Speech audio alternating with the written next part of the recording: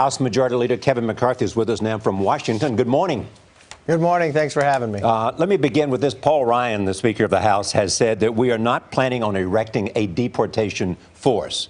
You've just heard what the president-elect has said about maybe a large number of people who are criminals. Give us a sense of, is there a division between Republican leadership and president-elect on exactly what to do about immigration, including the wall, including deportation? Now, remember, first, we're not even a week away from this election. We're just now coming back into session right now. I think the one common ground that everybody's going to find, Republican and Democrat, is securing our border.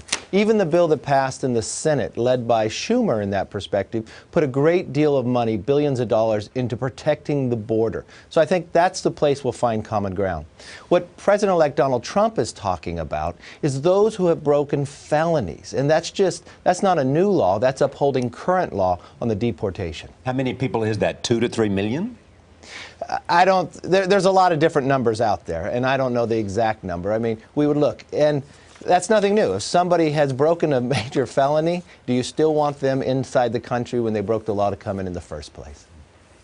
What do you make so far, Congressman, of the appointments that the president-elect has made with Reince Priebus and Steve Bannon? Well, I think it tells a lot. And one thing that you'll find between those two gentlemen, and I spoke with both of them last night, and with President-elect Donald Trump, they forged a relationship.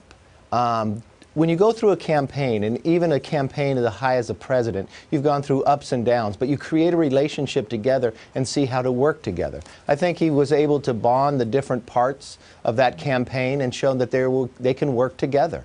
I'm hopeful that we give Donald Trump-elect an opportunity that he can put out policies and can move together to bring the country united once for all. Mr. Leader, as you know, Yes. Trump is facing some criticism for bringing Steve Bannon into the White House.